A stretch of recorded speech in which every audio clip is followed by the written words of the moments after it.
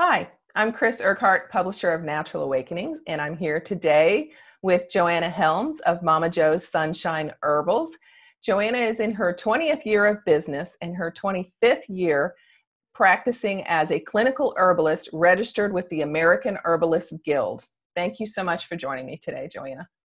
Thanks, Chris. I'm glad to be here, and this is a first for me. We're doing lots of firsts these days, I think. You are a kind of an herbalist expert in our community, and people turn to you for advice and your experience in herbalism. So can you share with us, is herbalism considered like an alternative natural health treatment? Well, a lot of people refer to it that way. For me, in my own personal opinion and my practice, I try to express to everyone that herbalism is not an alternative to any form of medicine or care, but it's collaborative is the word I like to use, because we're all part of the same team and we're all having the same goal, which is to reach health and a better quality of life. So if we want to incorporate herbalism into our lifestyle, is it something we have to go outside of the home and find what we need, or is there things that maybe we have in our home, in our kitchen, that we can use? So, yes, we have things in our home, to answer that very simplistically. On the other side, herbalism in modern times now has really become dependent, it seems, as though more on science, and that's really not how herbalism began. Herbalism began more from this collective body of knowledge of trial and error, and maybe what would have been thought of as anecdotal. But anecdotal information over hundreds and hundreds of years, and gathering and listening to it, you start to see that it's not just a philosophy, it actually is a strategy. And so starting to embrace herbalism and not just herbs allows you a lot larger benefit to heal and to give the body the tools it needs. So the herbs are our tools instead of forcing anything upon us. And as far as our home goes and our family, I believe that all of us with that same team, it's important because the family is the team. And so in our home, we would have gardens and we might have some herbs outside, but we also have our own apothecary, probably known more as our culinary cabinet, if you will, nowadays, instead of our apothecary cabinet, although it's starting to change. But we have beautiful things that we can utilize just from our own home. So recently with the pandemic and more focus on avoiding catching a virus, lots of us are using hand sanitizers and disinfectants and a lot more than we probably would have in the past. Is this something we could maybe be overdoing as someone who's grounded and connected to the earth and incorporating that into her lifestyle regularly?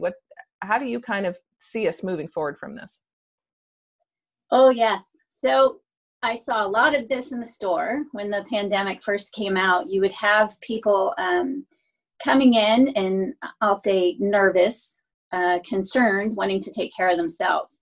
And in that, we started to use vocabulary as antimicrobials, antibacterials, as you're saying, sanitizing, antivirals. These are more modern terms that we get more from medicine. And a lot of that, if we come back and we start to think about encouraging and coming up alongside the body, within our home, within our communities, and even with our health. So a sanitizer can be positive in a lot of ways, so it can protect us and help us.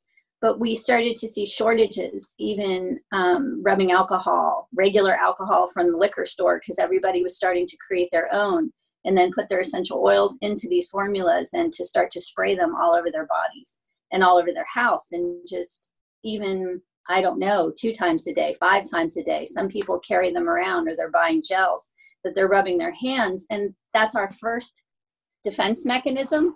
And so when we have our defense mechanism, this is part of what we call our good bacteria or our microbiome. So even in the essence of that, applying something and overdoing it, we're starting to alter that, change it, and really kill a component of that. And so when we embrace herbalism, you would start to look at, the terms are very different. So they're called actions, and our actions are words like a carminative. Actions would be something of an alterative, is more helping the body to function and to nourish the way that it needs to. So even in the essence of that, and trying to come back, because we have this component of our microbiome being suppressed in a sense, or killing off those good bacteria that's all over. So what we can do very simply, I think we all use organic apple cider vinegar or an apple cider vinegar nowadays. And so when you see that, this actually kills microbes that are negative to us, but it builds our microbiome because it has all of the good mother in it and it's been fermented. So you can actually take a nice bath in that.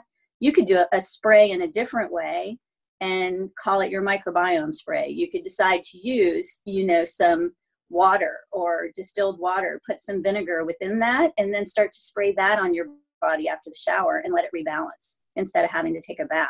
But that would be something very beneficial to start to work towards. So just to clarify, so the microbiome is in our digestive system. It's all the bacteria that makes up our internal system, correct?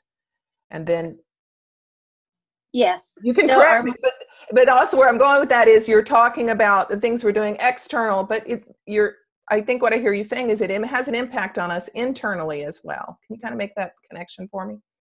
Yes. So our external is definitely the micro or the macro view. So it's the bigger view of the internal component of us. And so our health defenses really start as a portion with this microbiome. Microbiome are our good bacteria that starts to help with our makeup. It helps with us digesting things, assimilating things internally. And we have a mucous membrane that goes from the internal part of our mouth all the way down through our digestive tract. It lines our lungs. It goes through our intestines, our stomach. It comes out through the bladder. It also, we have, not the intestines. The intestines have stool that come out, but the bladder also has this mucous membrane, and then so do our kidneys and all of the surfaces of our body. And so our external skin is our largest excretory organ, and that also has microbiome. And so as we have this, and it's different from our forearms to our upper arm, to our belly button, to our nose, to our cheeks. And they're similar to someone else, but they're different on our body, and they're all needed. So if we're starting to kill some of that off, it starts to fight off for us naturally and protects us so that things can't, what we call, invade. But it would be the same component as the internal. So it's important for us to build that. And even in the vinegar sense, like you can spray this topically, or you could take a bath in it with a cup of vinegar, to your bath water. You can also utilize that same vinegar without me even talking about herbs at this point, and start to take it, which I think we're all familiar with, Brags, who would use, like 2 teaspoons of the vinegar with a little bit of honey and some water to be able to drink that internally. It helps with promoting digestion, assimilation. It helps to fight off negative bacteria, and it enhances where the good bacteria can grow and stay healthy. But it definitely is that same component. And I know I haven't spoke about herbs yet, but herbally speaking, so if you looked at, and we come back to the culinary or the apothecary at home, that people could use without having to come out. So we don't have to look for all these big guns of what's going to go after the bacteria or the virus to suppress it or attack it.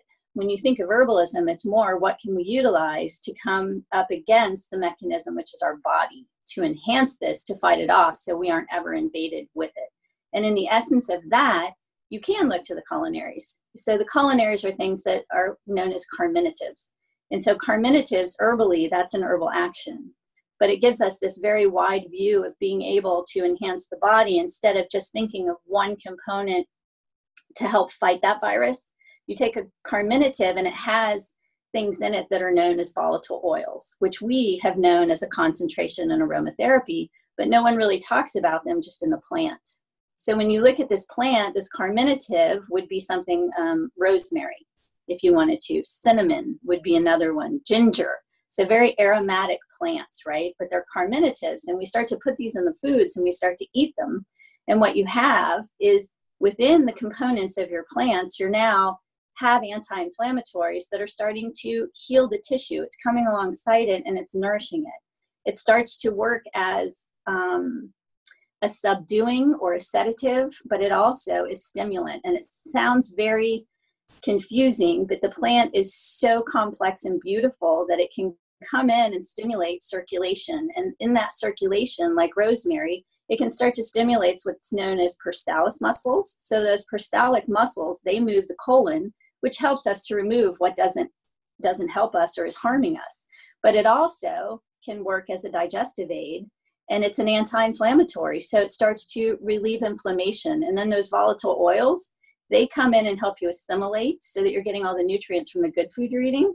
But then the volatile oils slowly, like I like to say, they work their way up and they come this way. So they relax and move things out from the colon. And as they start to rise up, they remove the things that harm us from our mind and our nervous system so that we can be more relaxed, more at peace. And that's going to strengthen us all the way around. So we have all of these wonderful components to use. So it sounds, I'm hearing a tie back. We always hear we are what we eat, but that sounds like when we're looking at the herbs that we're using and the things that we're ingesting can also impact our mood. You were just talking about calming, and right now people are probably still feeling some discouragement as we're trying to move from this shut down world to an opened up world and figuring out, what's the right choices, in each of our own lives.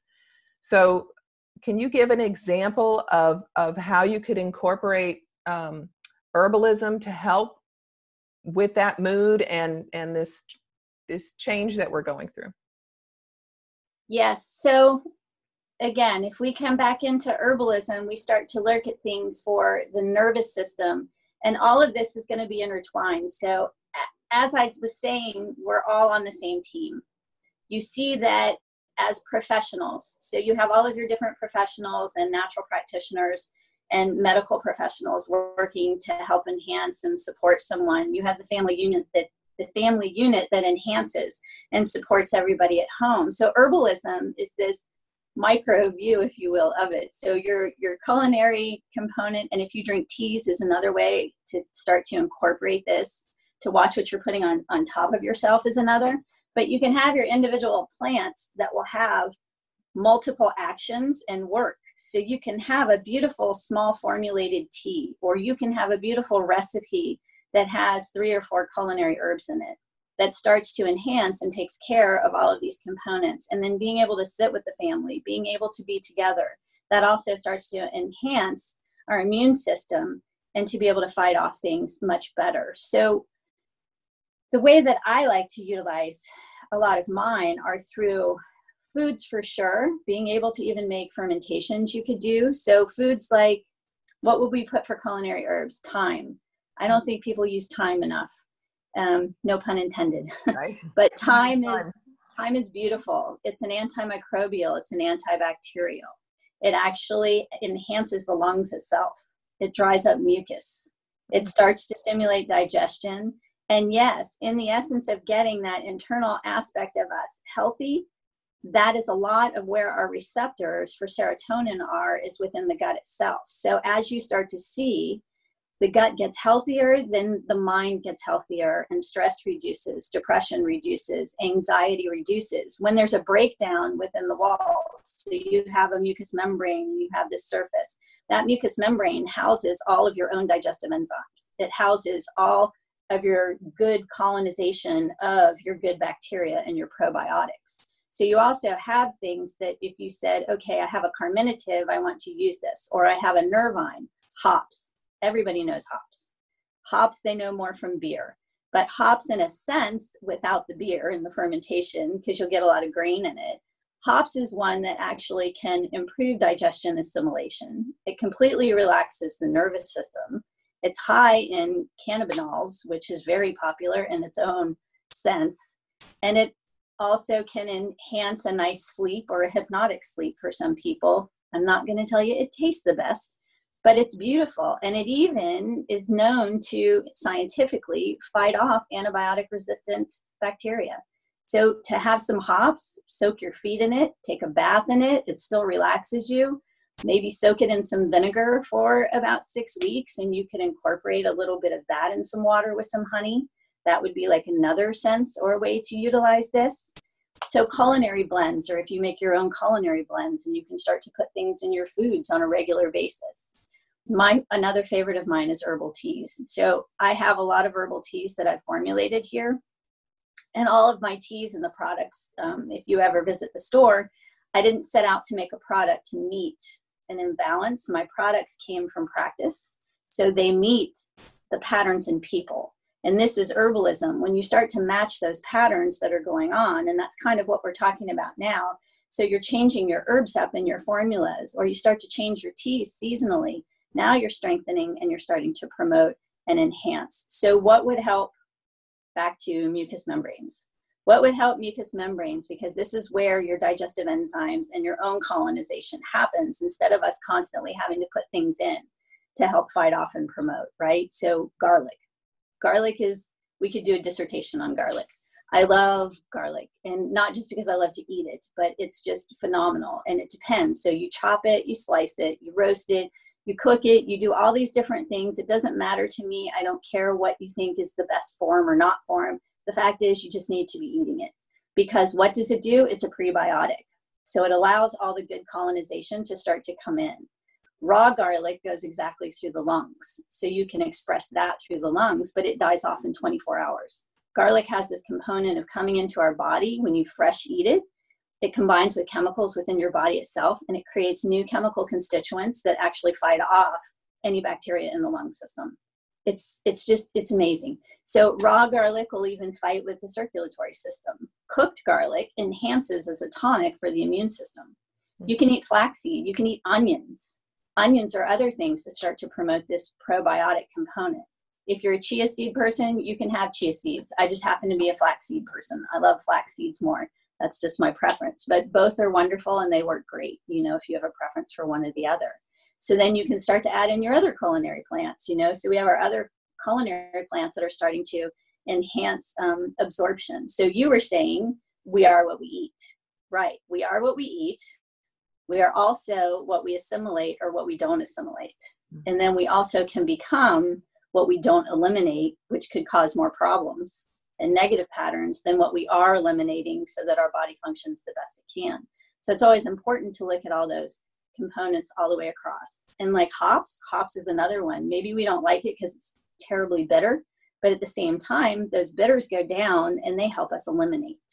And the only thing I do want to say about hops, because I don't know why I chose that one, but you have to be careful if you are depressed, because an excessive amount of hops can actually enhance depression, but a small amount of hops helps to relieve it. So again, we're all in amounts and dosage. So plants can change. You have plants that are very sedative and they're going to relax and calm the nervous system. You have that same sedative plant. Valerian would be a good example. So valerian is this major sedating plant in large doses. In very small doses, it's actually a circulatory stimulant, and it helps focus and memory. So it all depends on the formulation, and there's a true art to formulating something and matching that person too. I hope that helps.